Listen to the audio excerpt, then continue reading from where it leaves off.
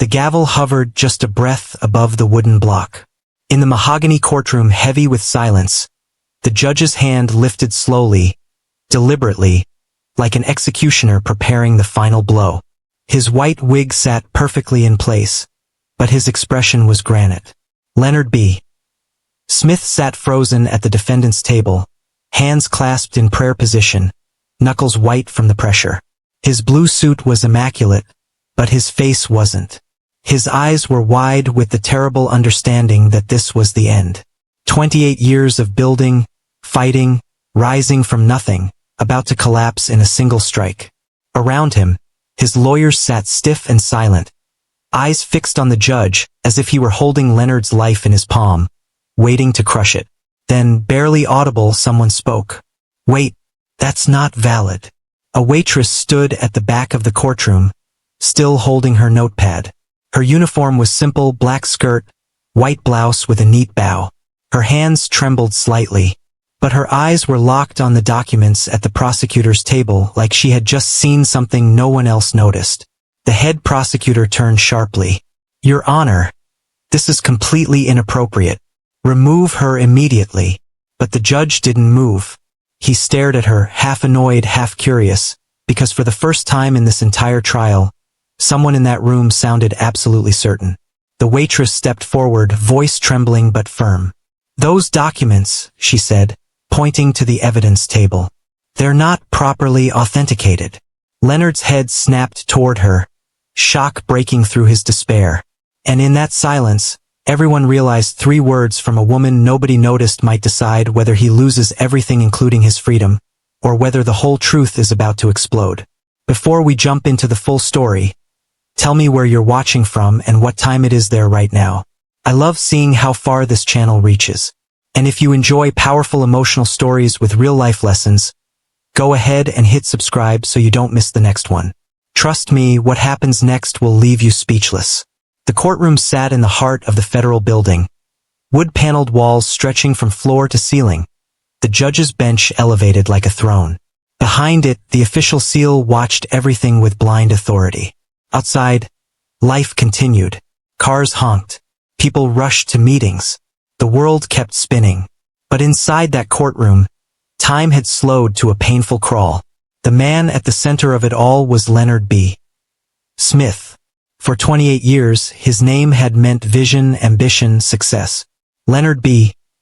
Smith was the founder of Smith Properties, a real estate empire that had transformed skylines across 3 states.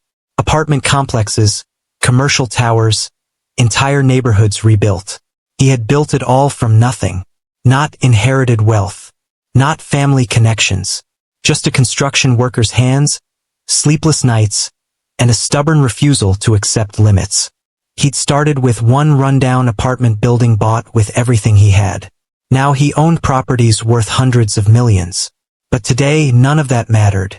Today, he sat at the defendant's table facing charges of fraud, breach of contract, and financial misconduct.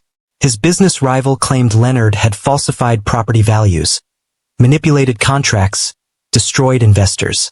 For 8 days, prosecutors had presented their case like builders constructing a prison around him. Document by document, witness by witness, until the walls were complete.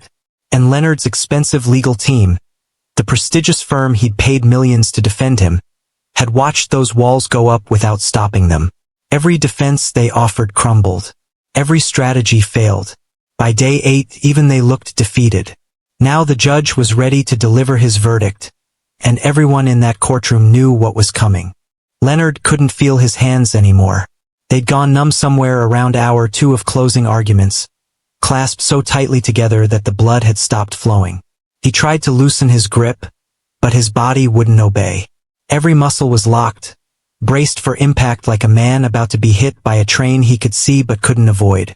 The courtroom gallery was packed. Reporters in the first 2 rows, notebooks ready. Investors he'd once made wealthy now watching with the cold curiosity of vultures. His daughter sat 3 rows back, her face wet with tears she kept trying to wipe away. He couldn't look at her. If he looked at her, he'd break completely, and he needed to hold on just a little longer, just until it was over. The judge, Harold Brennan, 63 years old, 30 years on the bench, sat elevated above them all like a king on a throne. His white barrister's wig was perfectly positioned, his black robes immaculate. He'd barely shown emotion during the entire trial, his face carved from stone, revealing nothing. But Leonard had learned to read the small signs. The way Judge Brennan's mouth tightened when the prosecution presented their documents. The way he leaned forward when Leonard's lawyers stumbled through their defenses. The way he looked at Leonard now, not with hatred, but with something worse. Pity. Leonard had built Smith Properties with his own 2 hands. Literally. 28 years ago, he'd been swinging hammers on construction sites, coming home each night with sawdust in his hair and concrete dust in his lungs.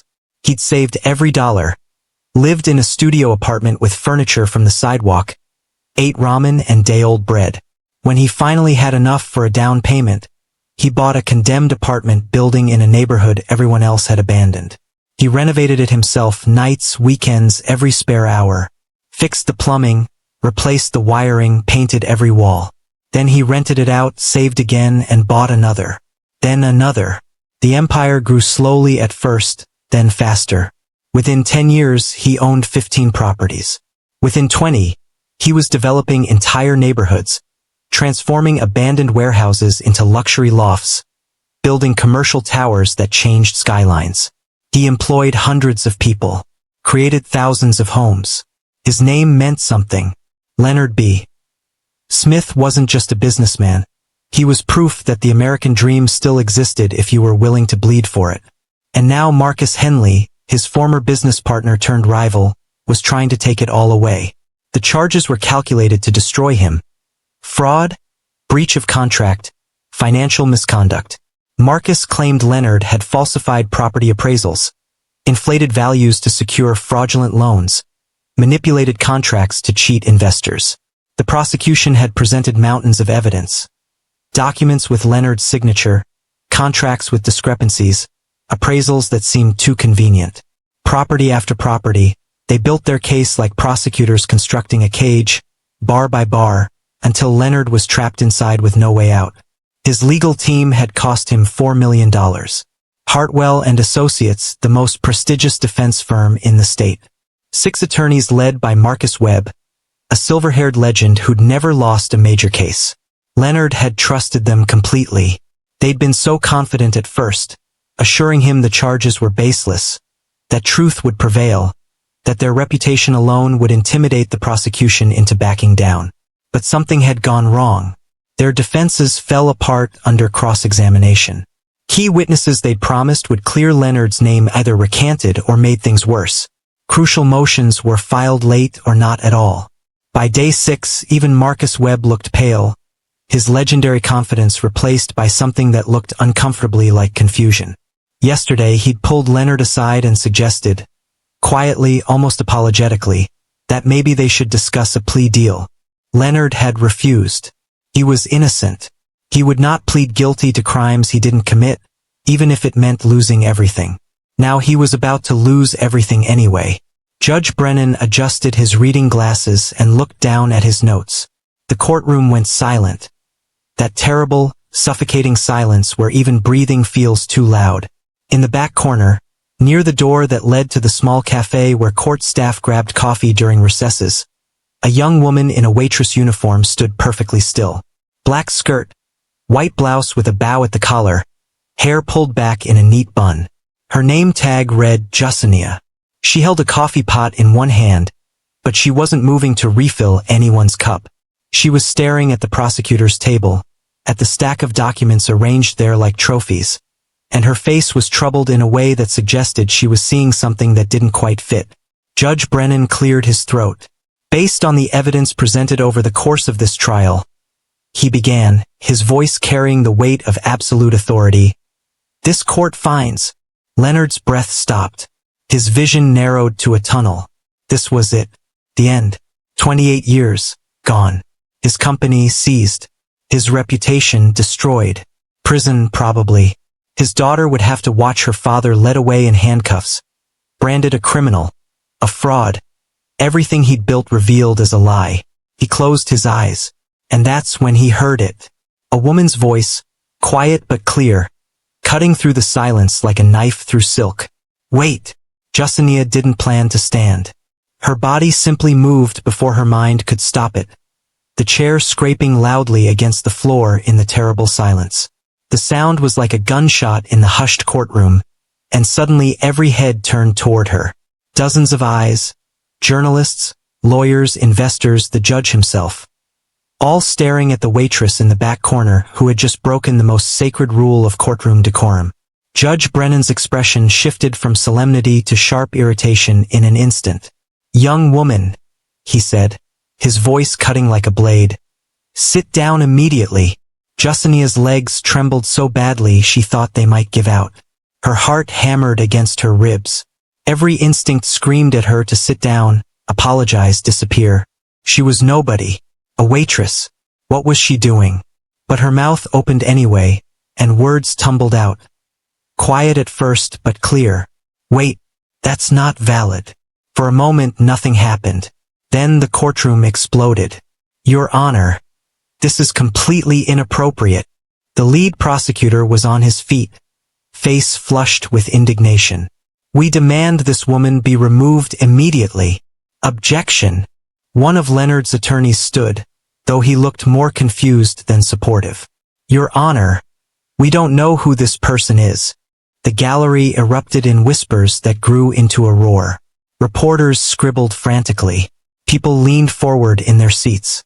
The bailiff, a thick-necked man in his 50s, moved toward Justinia with the practiced efficiency of someone who'd removed many disruptions before.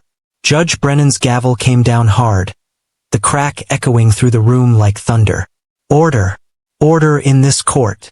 He pointed the gavel at Justinia, his face darkening.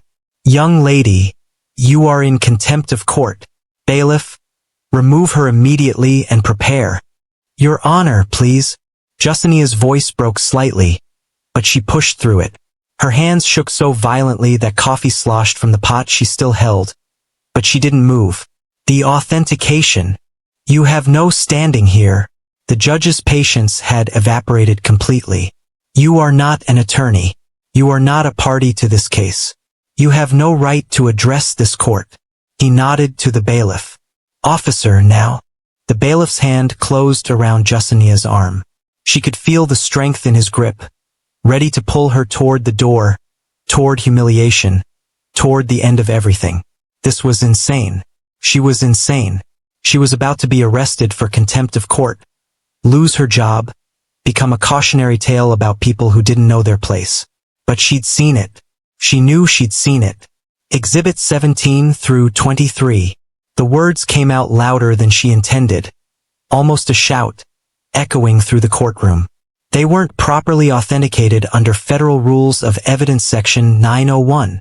The effect was immediate and absolute. The noise didn't fade gradually. It stopped, cut off like someone had sliced through it with a sword. The bailiff's grip loosened slightly. The prosecutors, who'd been shouting objections, went silent. Even the judge's hand, raised to wave her away, froze mid-gesture. The words hung in the air like smoke after an explosion. Section 901. Authentication. Exhibits 17 through 23. Technical, specific, impossible to ignore.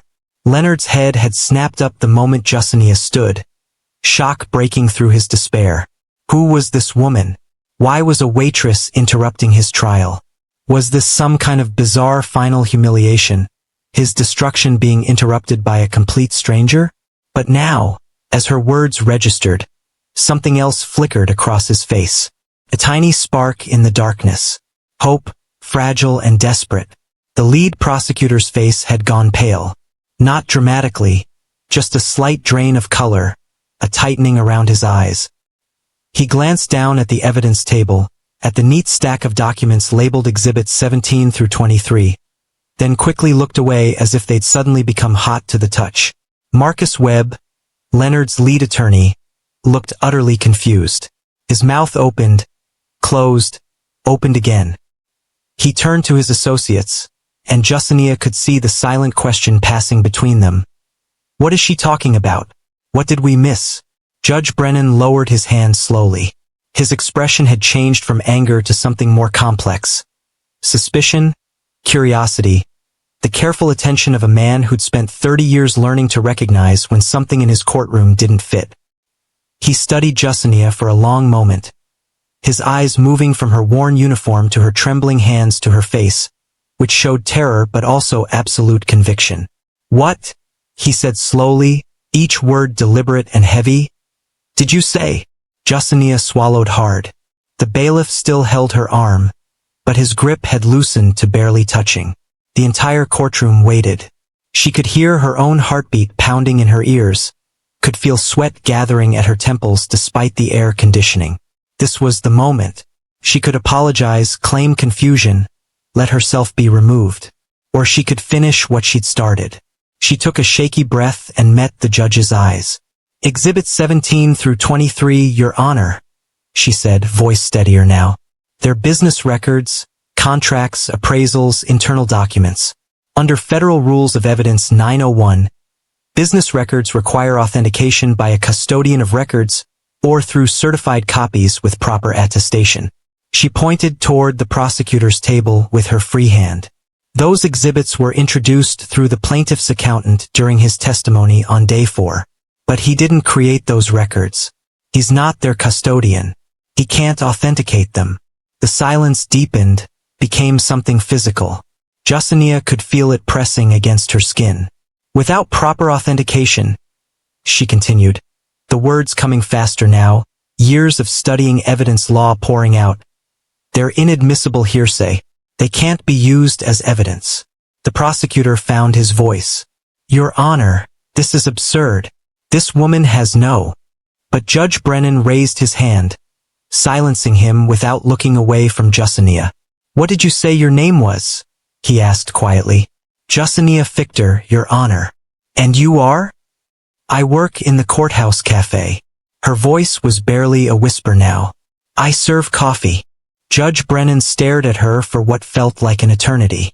Then, slowly, deliberately, he turned his gaze to the lead prosecutor. "Counselor," he said, his tone dangerously calm, "did you properly authenticate exhibits 17 through 23? 5 years ago, Justinia Fichter had sat in a different kind of room entirely. Not a courtroom, but a classroom at Metro Community College. Fluorescent lights humming overhead, 30 students crammed into desks meant for 20. She'd been in the front row, always the front row, notebook open, pen flying across the page as Professor Margaret Chin explained the intricacies of evidence law. Procedure isn't bureaucracy, Professor Chan had said that day, her voice carrying the weight of 40 years in legal practice. She'd tapped the whiteboard where she'd written authentication, in bold letters. "I know it seems tedious. I know it feels like technical nonsense designed to slow everything down. But procedure protects the innocent. It's the wall between truth and lies, between justice and chaos. Without proper authentication, anyone could introduce any document and claim it's real. Procedure forces proof. It demands verification. It's unglamorous, but it's essential." Justinia had underlined those words 3 times in her notebook. Procedure protects the innocent. She'd loved that class. Loved all of them, really, but evidence law especially. While other students groaned about the federal rules of evidence and their endless subsections, Justinia found them beautiful in their precision. Section 901, Authentication. Section 902, Self-authentication. Section 803, Hearsay exceptions. Each rule was a tool, and she was learning to use them all. She'd been top of her class, carried a 3.9 GPA, had professors telling her she had a real future in law, that she could be extraordinary. Then her mother called with the diagnosis. Stage 3 breast cancer. Aggressive. Treatable, but the treatment would cost more than their family had seen in a lifetime. The insurance covered some of it. Not enough. Not nearly enough. The bills came like waves, drowning them. Chemotherapy, radiation, hospital stays, medications that cost more per pill than Justinia made in a day. Her mother had worked as a seamstress her whole life, never made much, never could afford the good insurance. Now she was paying the price, and so was Justinia. The choice presented itself with brutal clarity. Stay in school and watch her mother die, or drop out and work enough jobs to pay for treatment. There was no third option. No scholarship large enough, no loan available to someone with no credit and no collateral. Just the choice, sharp and terrible. She chose her mother. Of course she chose her mother. The paralegal program became a dream deferred, then a dream abandoned. Justinia worked retail for a while. Department store, standing for 10 hours a day, smiling at customers who didn't see her. Then cleaning office buildings at night, invisible in a different way, emptying trash cans and vacuuming floors while everyone else was home sleeping. Then serving restaurants, cafes, anywhere that would hire her and pay enough to chip away at the medical debt that had become a second mortgage on their lives. Her mother survived, went into remission after 18 months of hell. But Justinia's future had been sacrificed for it, and she told herself she was at peace with that trade. Most days she even believed it. She started working at the federal courthouse cafe 6 months ago. It was better than most serving jobs, stable hours, decent tips from lawyers who wanted to look generous, air conditioning, and most importantly, proximity to the world she'd once dreamed of joining. She told herself she just needed the paycheck, but the truth was deeper. Being near the law, even serving coffee to people who practiced it, felt like touching something she'd lost. Leonard's trial began 3 weeks ago. United States versus Smith, the docket read. Federal fraud charges. She'd noticed it on the court calendar when she came in for her shift. The case drew crowds, reporters, investors, curious observers who wanted to watch a billionaire fall. Justinia served them coffee during recesses, refilled water pitchers, cleaned up their discarded cups, and listened. She couldn't help it. Years of training didn't just disappear. When lawyers talked during breaks, she heard them. When they left documents on tables, she saw them. Not snooping, just existing in spaces where people forgot she was there. Day 4, she noticed something. The prosecutor was introducing business records, contracts, appraisals, internal memos, through an accountant's testimony. The accountant looked nervous, kept glancing at the documents like he wasn't entirely sure what he was looking at. Justinia was refilling the court reporter's water when she heard the prosecutor ask, "And these are accurate copies of the documents you reviewed?" The accountant nodded. "Yes. I reviewed them as part of my analysis. But he wasn't their custodian. He hadn't created them. He couldn't authenticate them." Justinia felt her stomach tighten. She told herself she was wrong, that she must be missing something. These were experienced attorneys. Surely they knew what they were doing. Day 6, she paid closer attention during her breaks. She stood in the back of the gallery when she could, watching, listening. The documents were still there, admitted into evidence, being referenced in arguments. Exhibits 17 through 23. She'd memorized the numbers. She checked during recess, looking at the evidence log that was public record. Business records, all of them. No custodian testimony. No certified copies with proper attestation. Just an accountant saying he'd reviewed them. It was wrong. Textbook wrong. Section 901 wrong. The kind of mistake Professor Chun would have failed a first-year student for making. Day 7. Justinia stood outside the courtroom during lunch recess, hand hovering over the door, trying to gather courage to speak to someone. But who? The judge? She'd be thrown out immediately. Leonard's lawyers? They'd laugh at a waitress trying to tell them how to do their jobs. The bailiff? He'd think she was insane. So she said nothing, served coffee, wiped tables, went home to her tiny apartment, and lay awake knowing she'd seen something important and done nothing about it. Today, when Judge Brennan began delivering his verdict, when she saw Leonard's face, that expression of absolute despair, a man watching his life end, something inside her snapped. The part that had swallowed silence for 5 years, that had accepted invisibility as the price of survival, that had learned to stay quiet and stay small. She thought about Professor Chen's words. Procedure protects the innocent.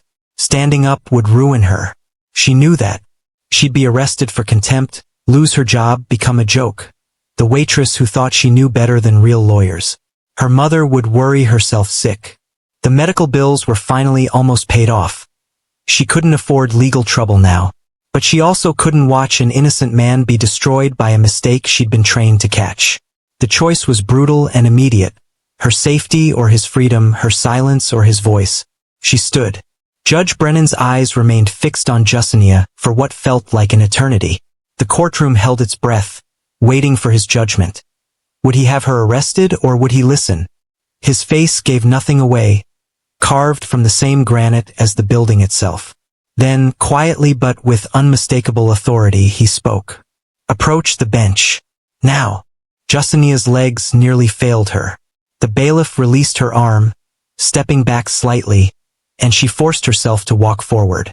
Each step felt like moving through water, her body heavy with fear and adrenaline. The gallery watched her pass. Journalists leaning forward, observers whispering, Leonard's daughter gripping the bench in front of her. Justinia kept her eyes straight ahead, focused on the judge's bench rising before her like a mountain. When she reached the front, standing between the prosecution and defense tables, Judge Brennan leaned forward. His voice dropped low enough that only those nearest could hear, but the intensity in it made Justinia's skin prickle. You understand you could be arrested for what you just did? Yes, Your Honor. Her voice came out steadier than she felt. I understand. Then this better be good. He paused, studying her face with the careful attention of someone who'd spent 3 decades learning to separate truth from performance. You said something about authentication. Explain. Quickly. Justinia took a breath, gathering every scrap of courage she had left. This was it. Either she convinced him now, or she'd spend the night in a cell for contempt of court. Exhibits 17 through 23 are business records, Your Honor. Contracts, property appraisals, internal company documents. Under Federal Rules of Evidence Section 901, business records require proper authentication before they can be admitted as evidence. The words came faster now, 5 years of training flooding back. That authentication typically comes through custodian testimony, someone who created or maintains the records, or through certified copies with proper attestation and chain of custody documentation. Judge Brennan's expression hadn't changed, but something in his eyes sharpened. Continue. Those exhibits were introduced on day 4 through the testimony of Alan Reeves, the plaintiff's forensic accountant.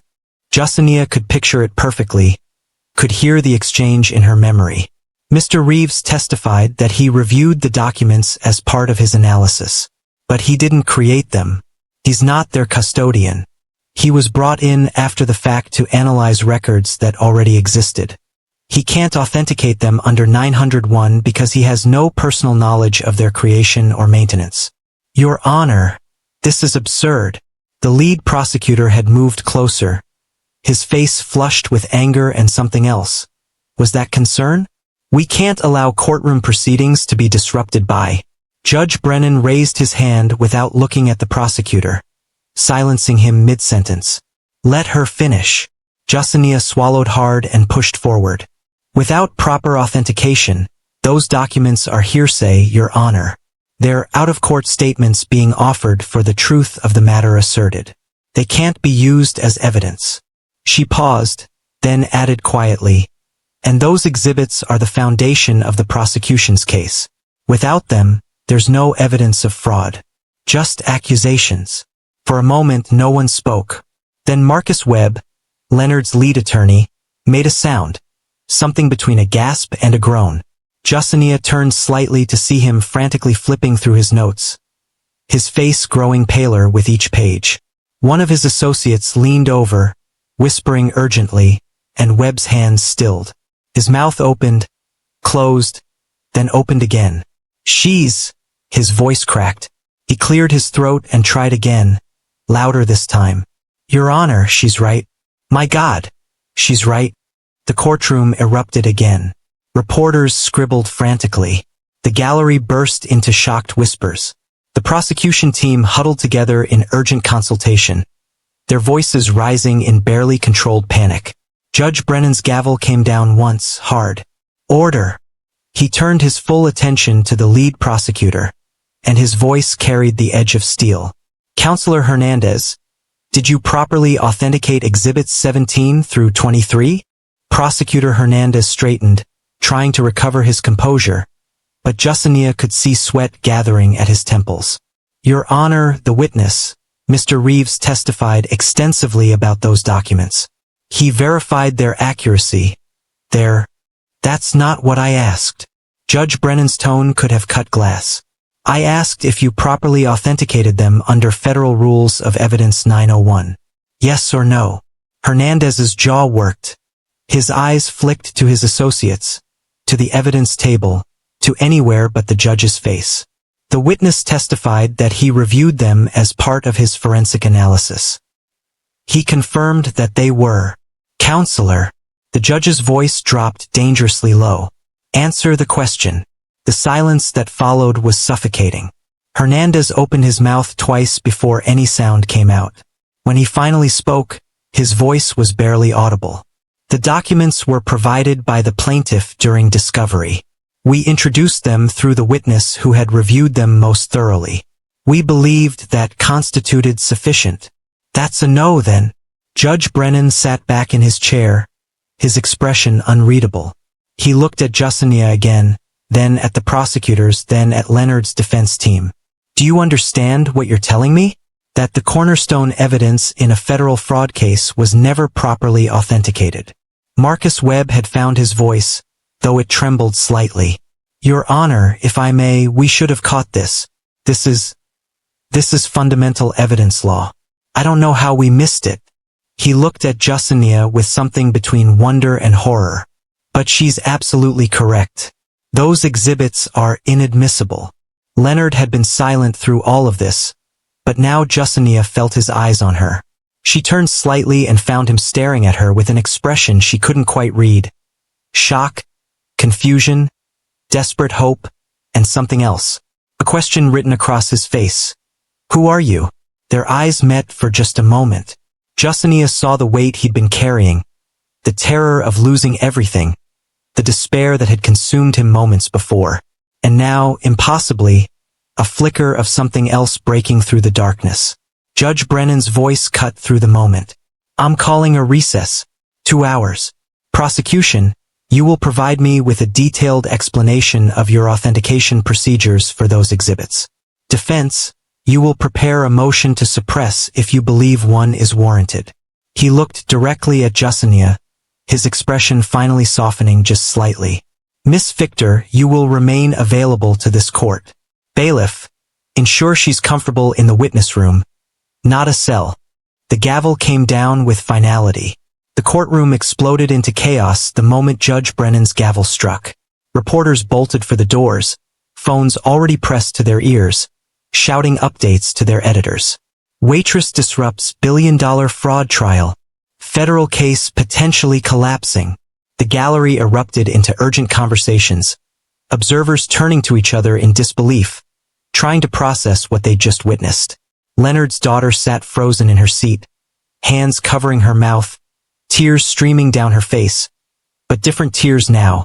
Not despair, but something that might have been hope. The bailiff, the same man who'd been ready to haul Justinia out minutes before, approached her with surprising gentleness. Miss, if you'll come with me, please. His tone had changed completely, from enforcement to something almost respectful. He guided her through a side door, away from the madness, down a quiet corridor to a small witness room. Plain walls, a table, a few chairs, a water cooler in the corner. You'll wait here, he said. Can I get you anything? Water?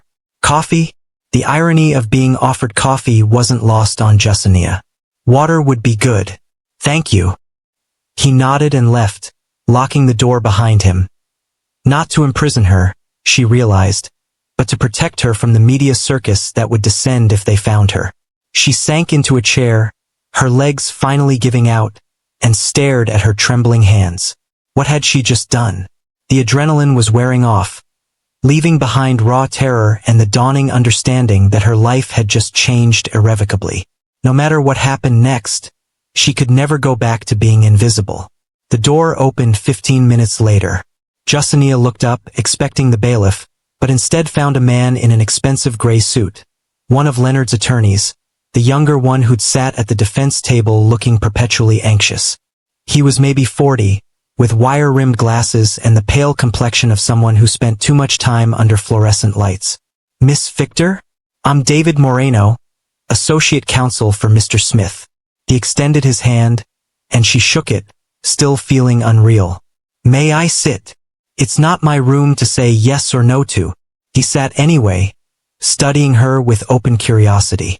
Where did you learn evidence law? Justinia's first instinct was to deflect, to minimize, but what was the point now? Metro Community College. I was in their paralegal program. 5 years ago. You were a student? His eyebrows rose. Not even graduated? I was top of my class. The words came out sharper than she intended. Until I had to drop out. Why? Does it matter? Actually, yes. I'm trying to understand how someone who never finished paralegal school just caught what 6 attorneys with Harvard and Yale degrees missed. His tone wasn't condescending. If anything, he sounded genuinely bewildered. You just did what we failed to do for 2 solid weeks.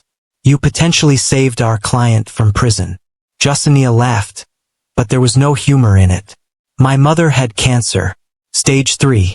The treatment cost more than we had. I chose to pay her medical bills instead of tuition. She met his eyes. I'm sure Mr. Smith will be very grateful that the waitress who serves his lawyer's coffee managed to help. David Moreno leaned back in his chair, studying her carefully. You think this is about gratitude? Isn't it? Rich man saved by the help. Very touching. I'm sure it'll make a great human interest story. The bitterness surprised even her. Years of swallowed resentment suddenly surfacing. Miss Victor, let me tell you something about Leonard Smith. Moreno's voice was quiet but firm. He started as a construction worker, literally swinging hammers. Built his first building with his own hands. He doesn't care about credentials or pedigree, he cares about competence. And right now, you're the only person in that courtroom who demonstrated any. He paused. Don't underestimate him. And don't underestimate what you just did. Before Justinia could respond, the door opened again and the bailiff appeared. Mr. Moreno, your client is asking for you. Meanwhile, in a small holding area adjacent to the courtroom, Leonard sat surrounded by what remained of his legal team. Marcus Webb was conspicuously absent. Had been since before the trial resumed after lunch. The other attorneys huddled around a laptop, frantically reviewing the trial transcript and evidence logs, their faces growing paler as they confirmed what Justinia had said. Leonard watched them in silence for a long moment before speaking. How did we miss this? The question hung in the air like an accusation. The attorneys exchanged glances, none wanting to answer. Finally, a junior associate, fresh out of law school, clearly terrified, spoke up. Sir, we relied on senior counsel's review. Mr. Webb personally handled the evidence challenges. He assured us everything had been thoroughly vetted. Where is Marcus? Leonard's voice was dangerously calm. Everyone looked around as if expecting the senior partner to materialize. He'd been there this morning, hadn't he? Told Leonard the case was hopeless. Suggested one last time that they discuss a plea deal. Then he'd excused himself, said he felt ill, promised to return before the verdict. He called in sick this morning. Another attorney offered weakly. Said he'd try to make it back. Leonard's instincts, the same instincts that had helped him survive and thrive in cutthroat real estate for nearly 3 decades, began prickling. Marcus Webb had been pushing for a plea deal since day 3. Had seemed almost eager for Leonard to admit guilt, to settle, to make this all go away. And now, on the day of the verdict, when a waitress exposed a fundamental flaw in the prosecution's case, Marcus was conveniently absent. Get him on the phone, Leonard said quietly. Sir, if he's ill. Now. David Moreno pulled out his phone and dialed. It rang once, twice, 3 times, then went to voicemail. He tried again.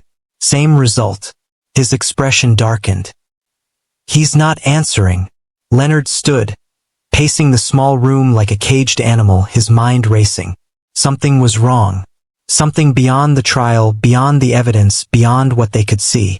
Marcus Webb had been his attorney for 8 years. Trusted advisor. Friend even. But now, the door opened and the bailiff appeared, cutting through Leonard's spiraling thoughts. Judge is ready. Court reconvenes in 5 minutes. Leonard looked at his team, young, scared, suddenly leaderless. Then he thought of the woman in the witness room, the one who'd seen what all these expensive lawyers had missed, who'd risked everything to speak up. "Bring Miss Victor," he said. "I want her in that courtroom." When court reconvened, the atmosphere had changed completely. The certainty that had filled the room before, the inevitability of Leonard's conviction, had evaporated, replaced by electric tension. Justinia sat in the front row of the gallery now, no longer invisible in the back corner, acutely aware of every camera pointed in her direction, every whisper about the waitress who'd stopped a federal trial. Judge Brennan entered, his face carved from stone, and the room fell silent.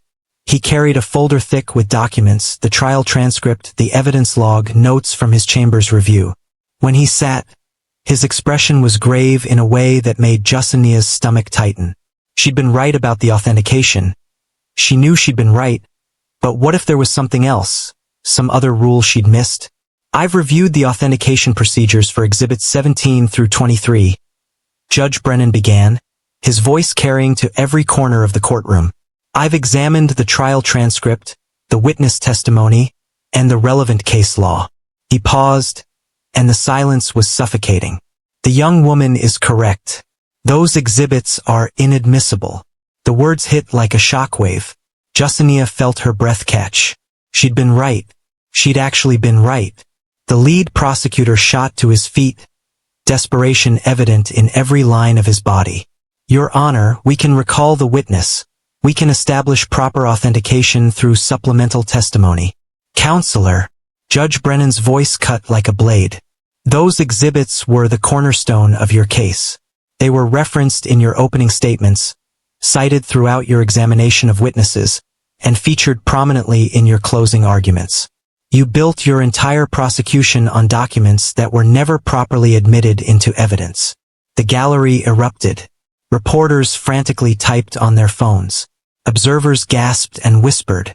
Leonard's daughter sobbed openly, her hands pressed to her face. At the defense table, Leonard sat perfectly still, his chest heaving with breaths he couldn't quite control. Was this real? After 2 weeks of watching his life disintegrate, after resigning himself to losing everything, was this actually happening? Judge Brennan raised his hand and the room quieted. "Without those exhibits, counselor, what remains of your case?" Prosecutor Hernandez opened his mouth, closed it, opened it again. "Your Honor, we have witness testimony. Testimony about documents that are now inadmissible. Testimony from an accountant analyzing records he couldn't authenticate. Testimony that, stripped of those exhibits, proves nothing except that your client accuses Mr. Smith of fraud." Judge Brennan's expression was granite. "You've proven no falsification of values, no manipulation of contracts, no fraud, just accusations." Leonard's hands gripped the edge of the table. His knuckles were white. This couldn't be happening. 2 hours ago he'd been seconds from prison. Now, but Judge Brennan wasn't finished. His expression darkened further, and when he spoke again, his voice carried an edge that made everyone in the courtroom sit up straighter. "However, I have serious questions about how this situation occurred in the first place." He turned his attention to the defense table, where Leonard's attorneys sat looking shell-shocked. "Mr. Moreno, you stated that your senior partner, Marcus Webb, personally handled the evidence review for this case. Is that correct?" David Moreno stood, his face pale. "Yes, Your Honor." "Where is Mr. Webb?" He called in sick this morning, Your Honor. Said he was too ill to attend." Judge Brennan's eyes narrowed. How convenient. The sarcasm in his voice was unmistakable. Your client was facing a verdict that would destroy him and his lead attorney. A man with 30 years of experience, a man who should have caught this authentication issue on day one, was too ill to be present? Leonard's mind was racing, pieces clicking into place with sickening clarity. Marcus had pushed him to settle from the beginning. "Take the plea deal, Leonard. We can't win this." Marcus had discouraged every aggressive defense strategy. "Don't testify, it'll only make things worse." Marcus had missed filing deadlines, had failed to object to testimony that should have been challenged, had let evidence slide through that never should have been admitted. Leonard stood abruptly, his chair scraping against the floor. "Your Honor, I request a formal investigation into my own counsel's conduct." The courtroom erupted again, but Judge Brennan's gavel silenced them. He studied Leonard for a long moment, then nodded slowly. "Mr. Smith, I'm already ordering one." He turned to the bailiff. "Locate Marcus Webb immediately. I want him brought to this courthouse. Now." The next 2 hours passed in a blur. Court was recessed again while investigators worked. Justinia was interviewed by federal marshals. When had she first noticed the authentication problem? Had anyone approached her to speak up? Had she been in contact with either party? She answered truthfully, her voice steady even as her hands shook. No one had asked her to do anything. She'd simply seen something wrong and couldn't stay silent. Leonard was interviewed separately. Yes, Marcus Webb had been his attorney for 8 years. Yes, Marcus had handled this case from the beginning. Yes, Marcus had repeatedly pushed for a plea deal, had seemed almost desperate for Leonard to admit guilt. The pattern became clearer with each question. When court reconvened for the second time, Marcus Webb sat in handcuffs at a table usually reserved for defendants. His expensive suit was rumpled, his silver hair disheveled, his face ashen. Federal agents flanked him. Judge Brennan's expression could have frozen fire. The truth came out in devastating detail. Marcus Webb had been paid $2 million by the plaintiff, by Marcus Henley, Leonard's former business partner, to sabotage the defense. The fraud case had been manufactured from the beginning. Henley wanted Leonard's company, wanted to force him out, and had created false accusations knowing that with the right lawyer throwing the case, Leonard would have no chance.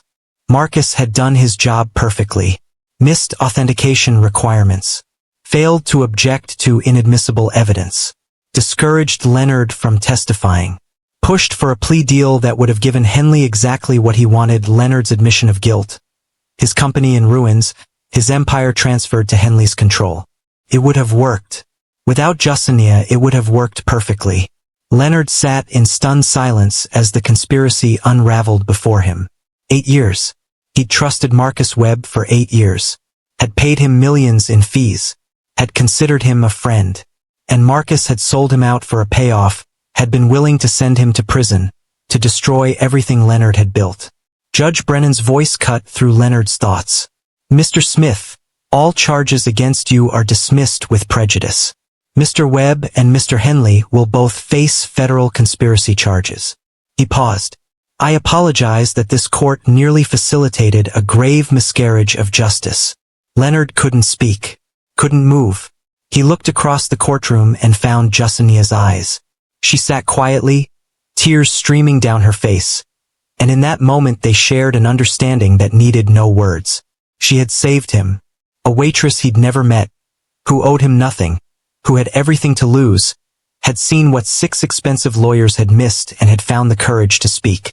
If you're still watching at this point, drop a comment with, "I'm still here." Let's see who's truly following this shocking story. And if this story is giving you chills, hit that like button right now. What happens next will restore your faith in second chances. The gavel came down one final time, and with it, Leonard's nightmare ended. All charges dismissed with prejudice. This court is adjourned. Judge Brennan's words hung in the air like a benediction, and for a moment Leonard couldn't move, couldn't breathe, couldn't process that it was over. Actually over. Not a mistrial, not a delay, but complete vindication. The courtroom erupted into controlled chaos.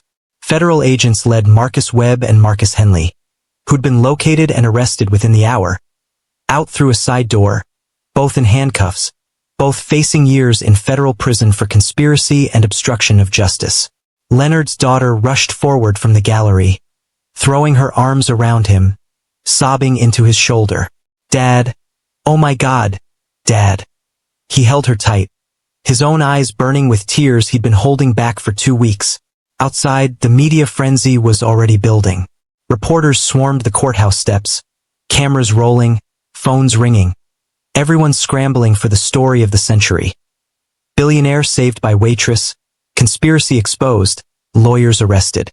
The noise filtered through the heavy courtroom doors like distant thunder. But Leonard barely heard it.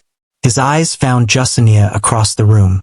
She stood quietly near the back, looking small and overwhelmed, as reporters tried to push toward her only to be blocked by bailiffs. Their eyes met and Leonard made a decision. "Give me 5 minutes," he told his daughter softly. "There's someone I need to speak with." He approached David Moreno, spoke quietly in his ear. Moreno nodded and made his way to Justinia, spoke to her briefly, then gestured toward a side door. She hesitated, then followed. The small conference room was blessedly quiet, insulated from the chaos outside. Plain walls, a table, 6 chairs, fluorescent lights that hummed softly. Leonard waited until the door closed behind them, until it was just the two of them in the silence. For a long moment, neither spoke. They simply stood there, two people whose lives had intersected in the most impossible way, studying each other properly for the first time. Leonard saw her clearly now. Not just a waitress, not just the woman who'd saved him, but a person. Young, maybe late 20s. Tired eyes that had seen too much struggle. Hands that still trembled slightly from adrenaline. But also, intelligence in her gaze, strength in the set of her shoulders, courage that radiated from someone who'd done something terrifying and stood by it. "You saved my life today." His voice came out rougher than he intended, thick with emotion. Justinia shook her head slightly. I saw something wrong. I couldn't." She stopped, searching for words. "I couldn't watch it happen." "Why?" Leonard moved closer, but not too close, giving her space. "You owed me nothing. You didn't know me. And you risked everything, your job, your freedom, your reputation. You could be in jail right now for contempt. Why did you do it?" She met his eyes, and when she spoke, her voice was steady. "Because I was taught that procedure isn't bureaucracy. It protects the innocent." She paused. "And you were innocent. I could see it in your face. You weren't a man who'd committed fraud, you were a man being destroyed by it. I had the knowledge to help, and I couldn't stay silent." Leonard felt something crack open in his chest. "My expensive lawyers failed me. 6 attorneys with Harvard and Yale degrees, charging me thousands of dollars an hour, and they missed what you caught." He laughed, but there was no humor in it, only wonder. "You didn't fail me. A woman I'd never met, who serves coffee, who had every reason to stay quiet. You're the only one who didn't fail me." Silence settled between them again, but it was different now. Comfortable, almost. "What happened to your paralegal career?" Leonard asked softly. "David told me you were a student. Top of your class." Justinia looked away, and he saw old pain flicker across her face.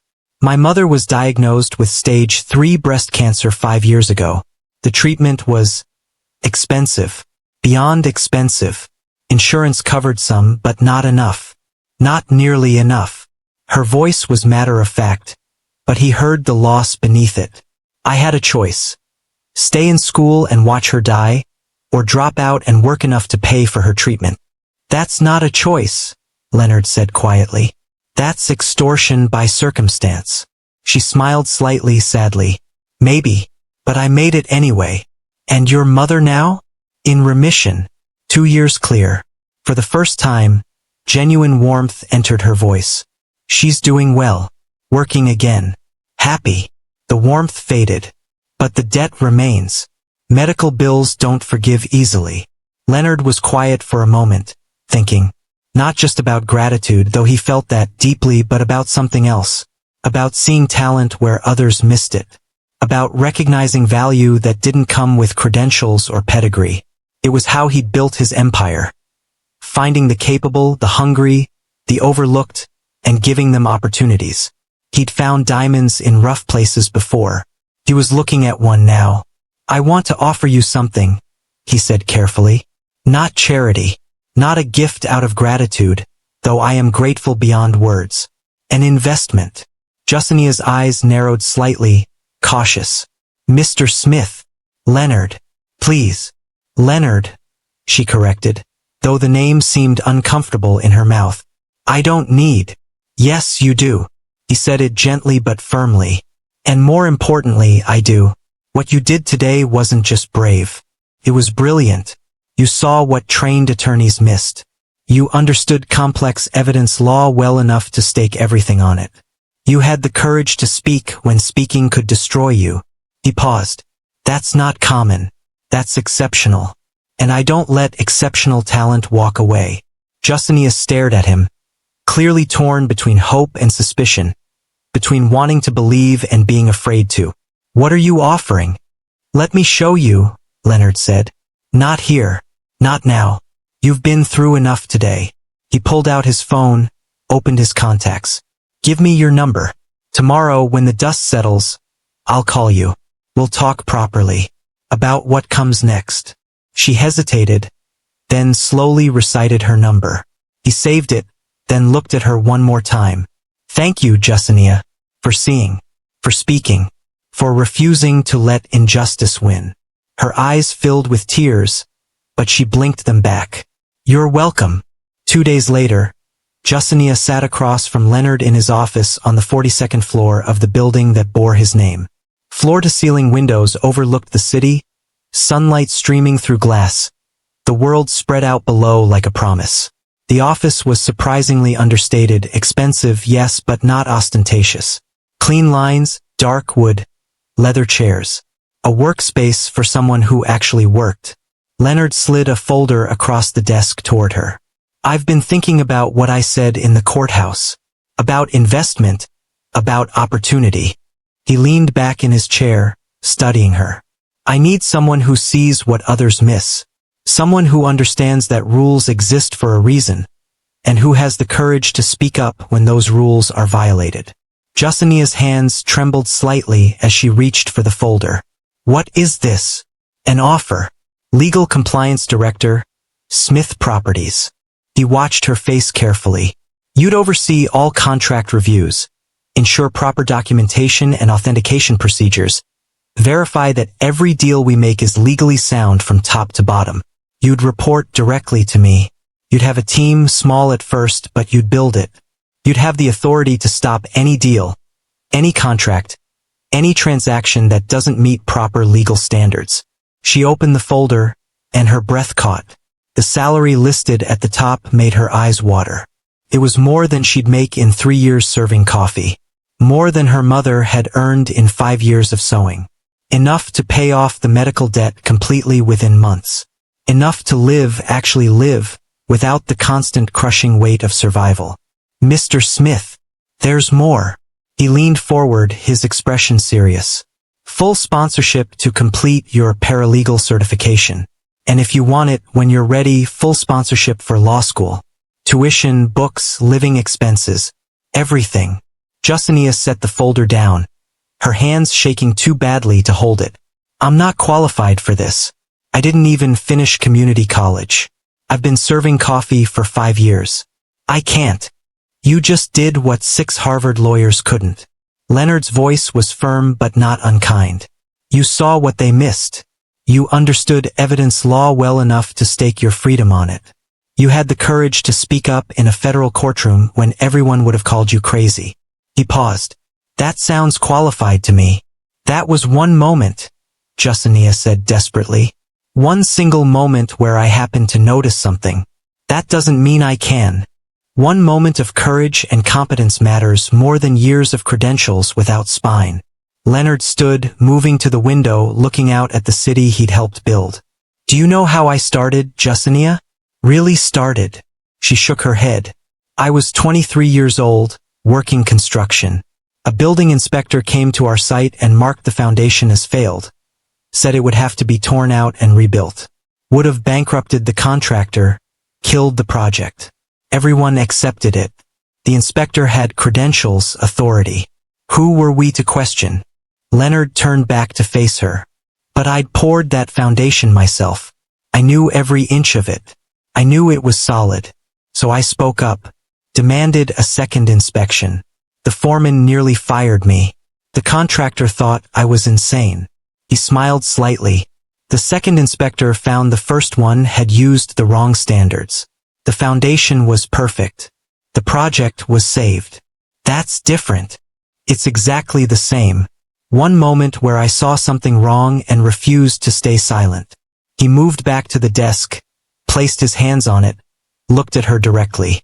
I built my empire by recognizing talent wherever I found it. In construction workers who understood structural integrity. In high school dropouts who could read a market better than MBAs. In people everyone else overlooked because they didn't have the right pedigree. His voice softened. I found talent in you, Justinia. Real talent. The kind that matters. Tears threatened, but she fought them back. What if I fail you? What if I make mistakes? Miss things? Prove that I was just lucky in that courtroom. Leonard sat back down, his expression gentle. Then you fail forward and we learn. Together. He paused. I'm not offering you this because you're perfect. I'm offering it because you're capable and courageous, and because you care about doing things right even when it costs you. Those qualities are worth more than any degree.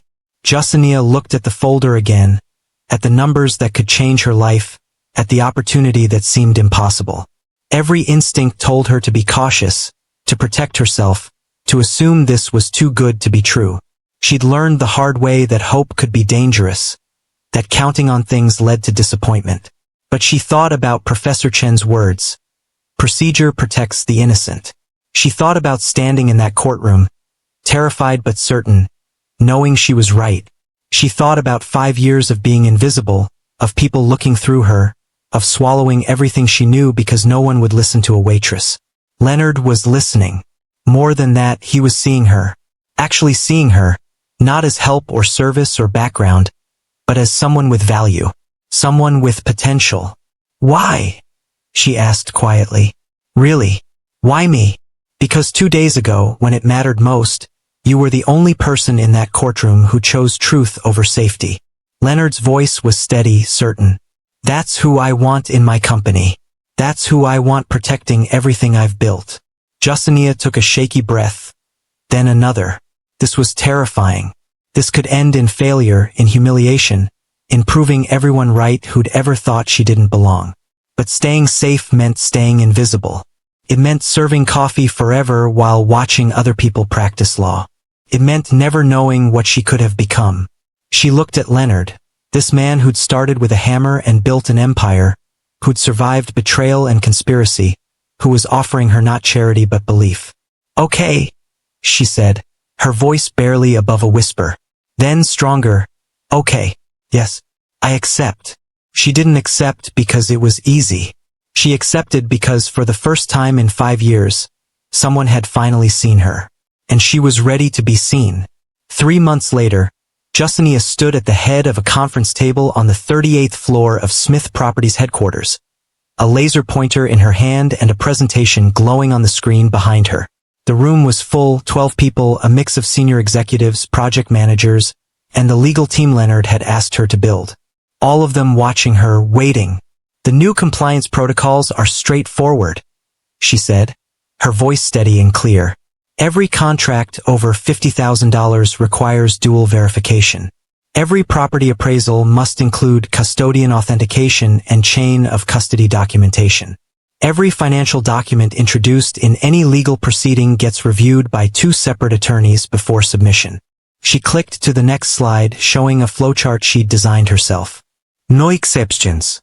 No shortcuts. If it's not properly authenticated, it doesn't get used.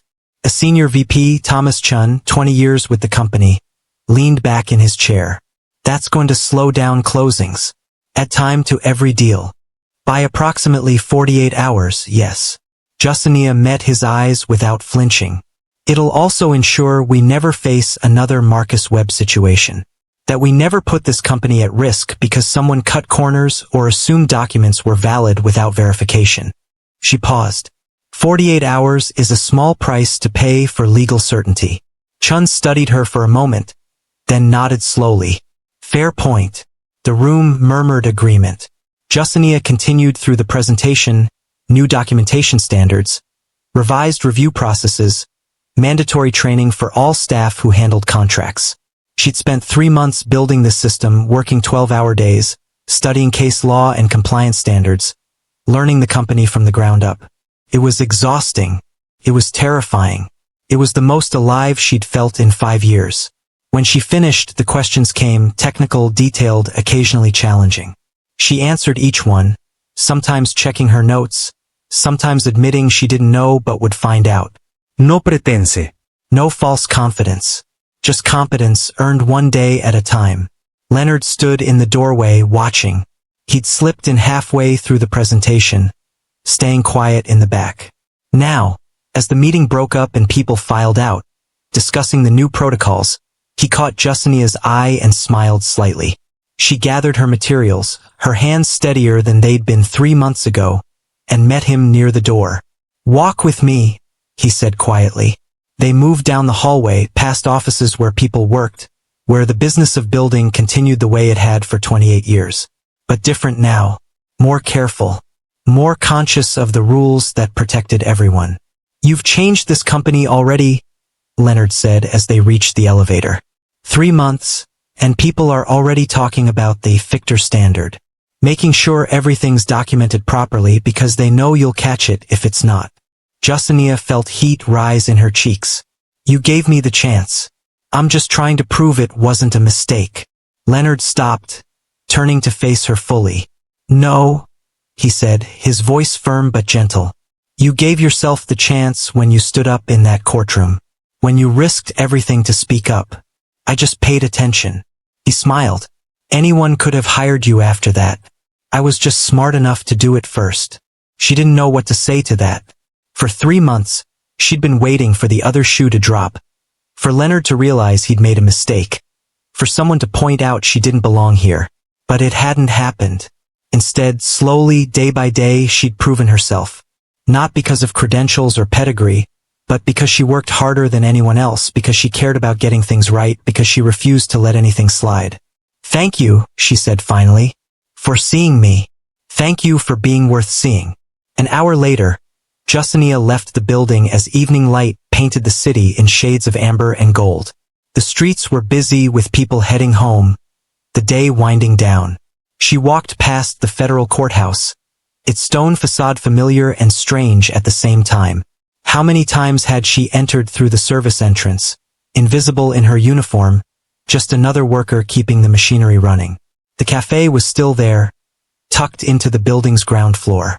Through the window, she could see Maria, a woman she'd worked beside for 6 months, wiping down tables and refilling coffee carafes.